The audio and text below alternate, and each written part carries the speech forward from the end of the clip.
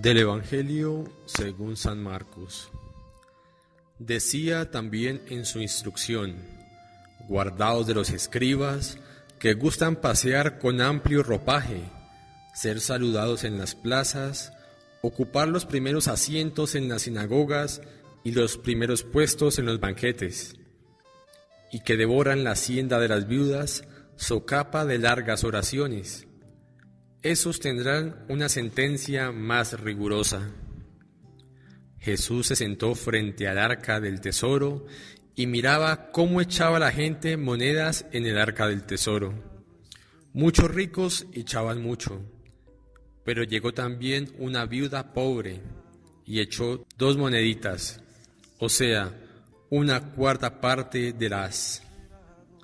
Entonces, llamando a sus discípulos, les dijo: os digo de verdad que esta viuda pobre ha echado más que todos los que echan en el arca del tesoro, pues todos han echado de lo que les sobraba.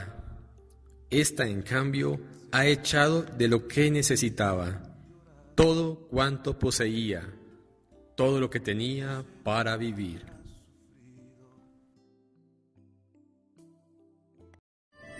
De nuevo, bienvenidos a esta reflexión en torno a la palabra de Dios para el domingo número 32 del tiempo ordinario ciclo B. Podemos decir que en torno a un grupo de personas, en muchos casos objeto de mirada negativa y no siempre equilibrada, se estructura el eje en torno del cual podemos profundizar el sentido de los textos propuestos por la liturgia para este domingo. De hecho, la primera lectura contiene varios elementos que la ponen en sintonía con el texto del Evangelio. Su contexto de fondo está dominado por el llamado ciclo del profeta Elías, primer libro de los Reyes, capítulo 17, hasta el segundo libro de los Reyes, capítulo 2, versículo 13. Este ciclo se centra en la lucha contra los cultos paganos de origen cananeo y el culto a los Baales, es decir, a los falsos dioses. Por su parte, el episodio concreto de la primera lectura que escucharemos este domingo nos recuerda en particular un milagro veterotestamentario que tiene como protagonista a Elías, el profeta, y como beneficiarios a la viuda de Sarepta y a su hijo. La figura humilde y generosa de esta pobre viuda y de su hijo, junto a la del profeta desterrado, debido a su empeño en la lucha religiosa contra el rey israelita Ahab, que gobernó al inicio del siglo IX a.C.,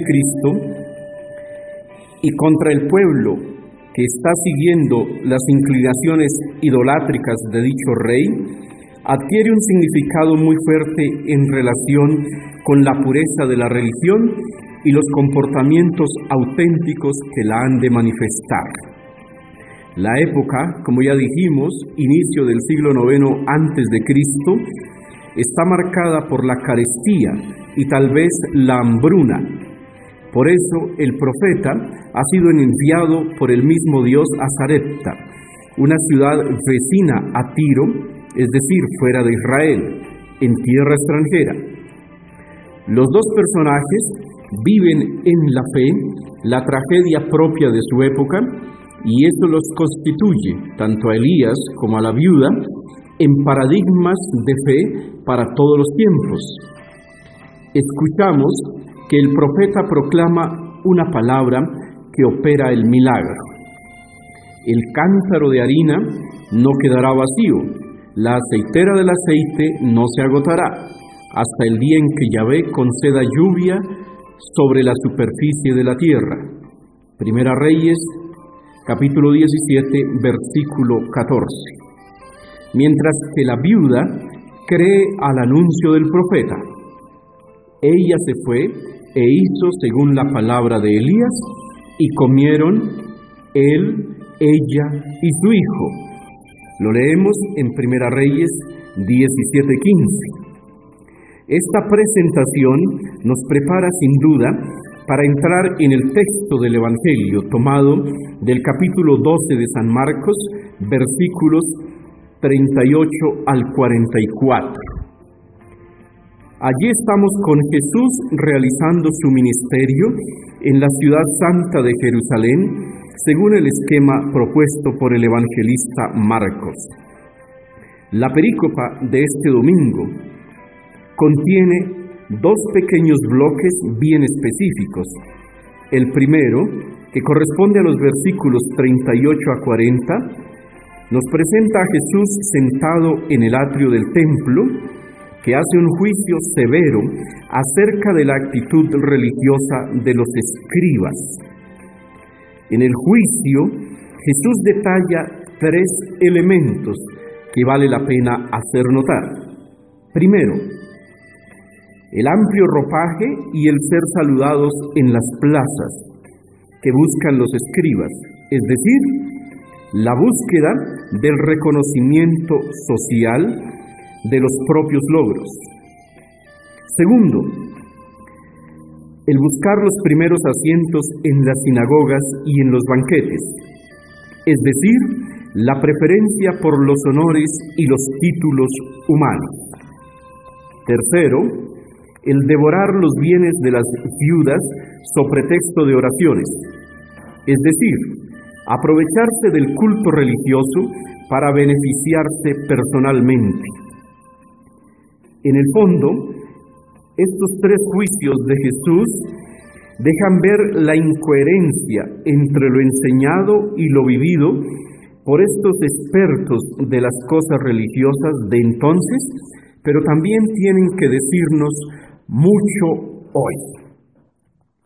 El tercer elemento sometido a juicio sirve a la vez de gancho para presentar el ejemplo de la viuda pobre, que constituye el segundo bloque de la perícopa del Evangelio de este domingo, es decir, los versículos 41 a 44. Jesús, sentado frente al arca del tesoro y observando el comportamiento de los contribuyentes, identifica una conducta particular y ejemplar. Lo leemos en Marcos 12:42. Llegó también una viuda pobre y echó 2 moneditas, o sea, una cuarta parte del haz. El haz era la monedita de menor valor en circulación en la ciudad, algo así como un cuarto de dólar o quizá un cuarto de 1,000 pesos, 200, 250 pesos, podríamos decir hoy. Este comportamiento le sirve a Jesús, como es costumbre en el Evangelio de Marcos, para llamar aparte a los 12 y continuar formándolos interiormente sobre la simplicidad y la generosidad en el discipulado.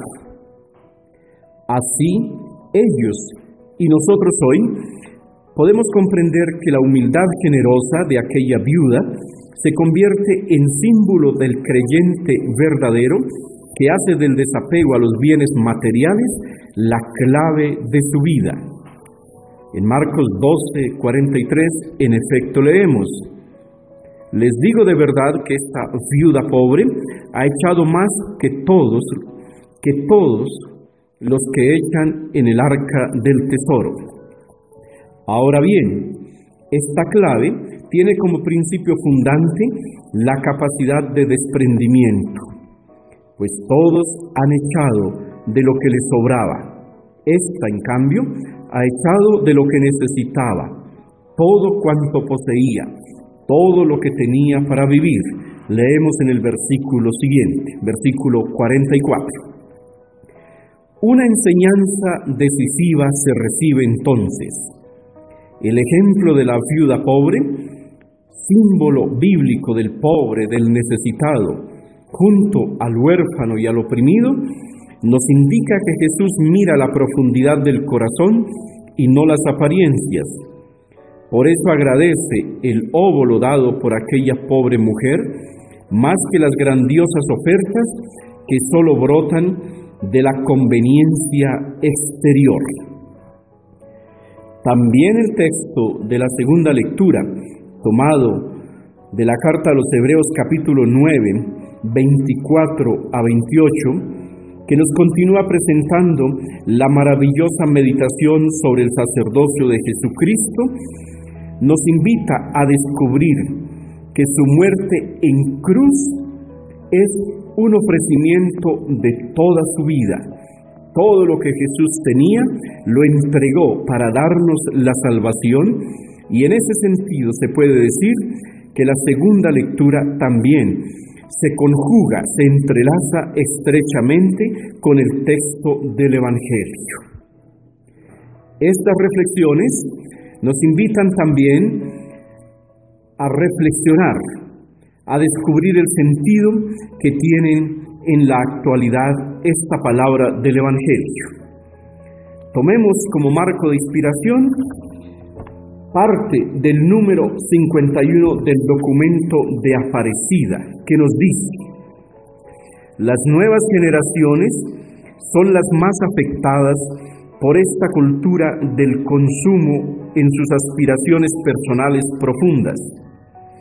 Crecen en la lógica del individualismo pragmático y narcisista, que suscita en ellas mundos imaginarios especiales de libertad y de igualdad. Afirman el presente porque el pasado perdió relevancia ante tantas exclusiones sociales, políticas y económicas. Para ellos el futuro es incierto. Asimismo, participan de la lógica de la vida como espectáculo, considerando el cuerpo como punto de referencia de su realidad presente. Tienen una nueva adicción por las sensaciones y crecen en una gran mayoría sin referencia a los valores e instancias religiosas. En medio de la realidad de cambio cultural, emergen nuevos sujetos con nuevos estilos de vida, maneras de pensar, de sentir, de percibir y con nuevas formas de relacionar. Hasta aquí el documento de Aparecida. Son nuevas formas de pobreza, sin duda, nuevas formas de marginación y de exclusión que a la luz del texto de la palabra de Dios para este domingo nos piden una actitud heroica y ejemplar como aquella de las dos viudas presentadas en la palabra de vida que la liturgia hoy nos ofrece y que nos llevan a preguntarnos: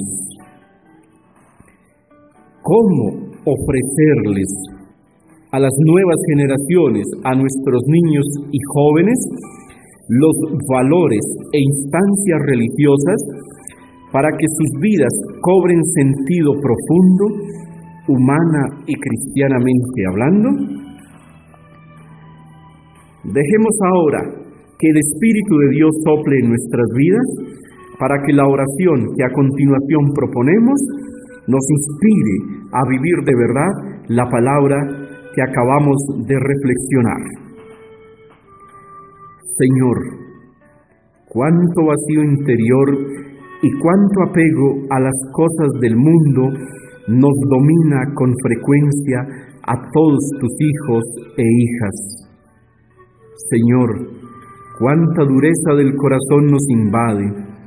Por eso no conseguimos despegarnos de los bienes superfluos para adherirnos a los bienes eternos. Señor, cuántas personas necesitan una mano amiga y no siempre la encuentran en mí. Señor, cuántas lágrimas bañadas de sufrimientos, y los sufrimientos no paran de correr por los caminos de la existencia humana. Señor, cuántas viudas, huérfanos, pobres y oprimidos pasan cada día a mi lado. Dame sí un nuevo corazón, un corazón lleno de humildad, de mansedumbre, de simplicidad y de desprendimiento, para que pueda ser signo vivo de esperanza y de caridad para quienes más lo necesitan. Amén.